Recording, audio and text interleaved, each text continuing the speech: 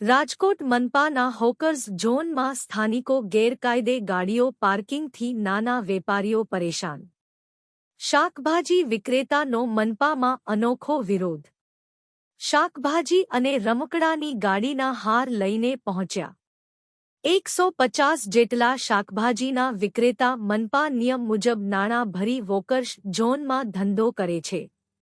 આસપાસના લોકોને hawkers zone નથી જોઈતો એટલે આવું કૃત્ય કરે છે। જો મનપા નિર્ણય નહીં લે તો આગામી દિવસોમાં જલદ કાર્યક્રમ આપવામાં આવશે। આપનું નામ? મારું નામ છે નરેશભાઈ ગઢવી, રાજકોટ ઓબીસી આગેવાન। ખાસ કરીને મારો આજે પ્રશ્ન છે વોર્ડ નંબર 18માં અને વિધાનસભા 70માં ગોકુંડના માર્કેટ છે 25 વર્ષથી અને રાજકોટ કોર્પોરેશન કમિશનર સાહેબે હોકર ઝોન ડિક્લેર કરેલ છે। ત્યાં લોકો દર મહિને 1000 રૂપિયાની ફોજ ફાડે છે, પણ અનલગી સોસાયટીની અંદર 2-3 જણા લોકો અનલીગલી પાર્કિંગ કરે છે, ખોટી ધાકધમકી આપે છે અને એમ કે અમારા સગા સંબંધી પોલીસ ખાતામાં છે, વિજિલન્સ કે કોર્પોરેશનમાં છે, આવી રીતે દબાવે છે આ લોકોને।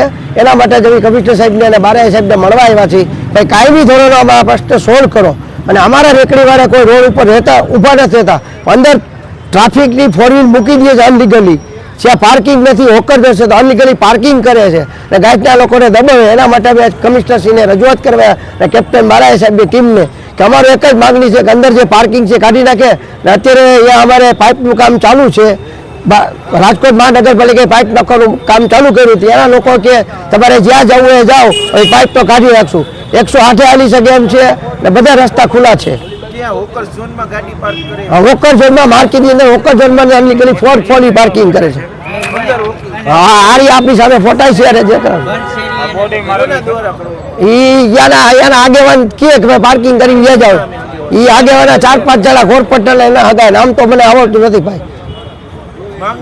અમારી માંગણી આ છે 4 વ્હીલ અંદર છે એ કાઢી લે અને આ લોકોને શાંતિથી ધંધો કરવા દે કે આવતા દિવસોમાં આ માર્કેટ રહી આજુબાજુ 40 સોસાયટીને લાગુ પડે અને આ માર્કેટની એક મોટી ખાસ ક્યારે લુકાગીરી નથી થઈ, ક્યારે માર્કેટમાં ડખો નથી થયો।